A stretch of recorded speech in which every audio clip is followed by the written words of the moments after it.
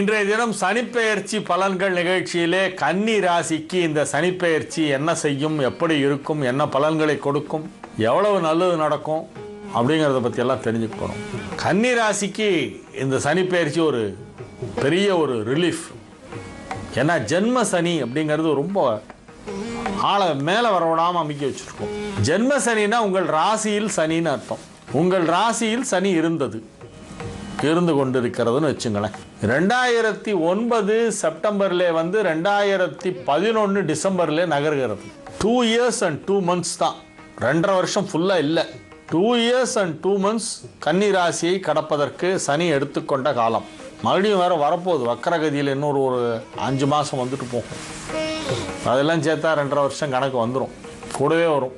ஆக 2009 செப்டம்பரில் ஆரம்பித்த ஜென்ம சனி இப்பொழுது முடிகிறது. இருக்கிறதுலே ஜென்ம சனியும் அஷ்டம சனியும் தான் ரொம்ப படுத்தும்.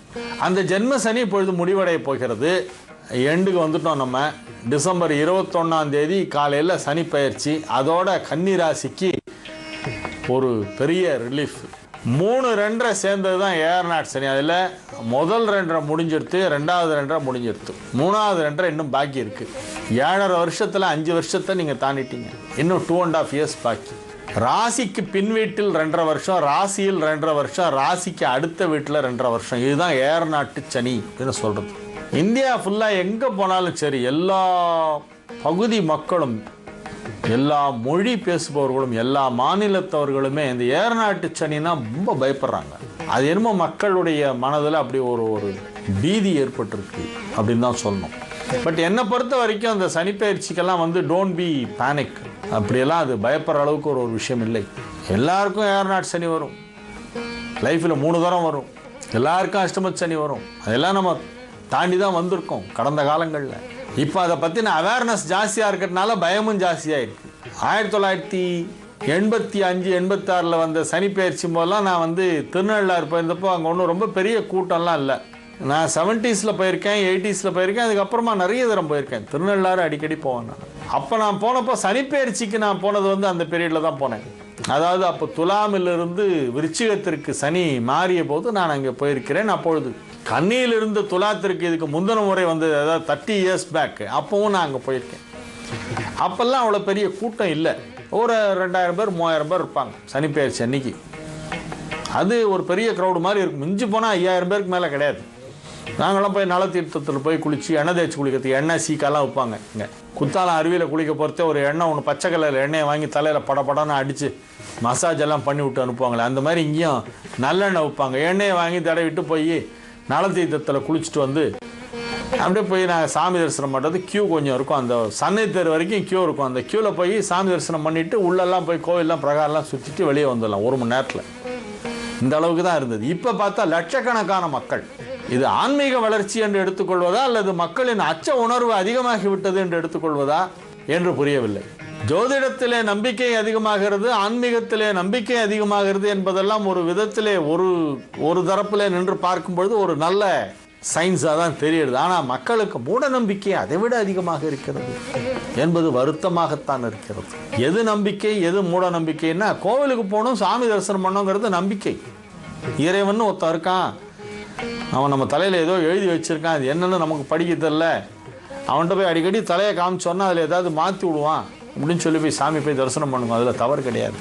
இந்த கோயிலுக்கு போயிட்டு அந்த கோயிலுக்கு போகலாமா, அந்த கோயிலில் பிரசாதத்தை வாசலில் போட்டு வரணுமா, இல்லை தூக்கி போட்டு வரணுமா, இந்த மாதிரியெல்லாம் ரொம்ப அசட்டுத்தனமான கேள்விகள். கோயிலுக்கு போயிட்டு வெளியில் வரத பிச்சைக்காரன் காசு போடலாமா, போட்டால் புண்ணியம்லாம் அவனுக்கு போயிடாதா அப்படின்னு. அப்படி எல்லாரும் புண்ணியம் போயிருந்தால் அவன் இன்னும் பிச்சைக்காரனாக இருப்பான். இத்தனை நேரத்துக்கு அவன் பெரிய கோடீஸ்வரனாக இருக்க மாட்டான், நான் மல்டி மில்லியனாக இருக்க மாட்டான். எல்லாரும் புண்ணியமாக அவனுக்கு வருமா? அது எப்படி காசு போட்டால் புண்ணியம் போகும்? புண்ணியம் ஜாஸ்தியாக தானே. இந்த மாதிரி ரொம்ப வந்து மூடநம்பிக்கை உள்ள கேள்விகள் நிறைய பேர் கேட்டுக்கிட்டு தான் இருக்காங்க. என்னுடைய நிகழ்ச்சிகள் மூலமாகவும் என்னுடைய எழுத்துக்கள் மூலமாகவும் நான் இதுக்கெல்லாம் பதில் சொல்லிட்டு தான் இருக்கேன். இப்போ வந்து கோவில்களில் கூட்டம் அதிகமாக இருப்பது வந்து பக்தி வளர்ந்து விட்டதா அல்லது பயம் வளர்ந்து விட்டதா என்று தெரியவில்லை. இது ஒரு டிபேட் பண்ண வேண்டிய ஒரு சமாச்சாரமாக தான் இருக்குது.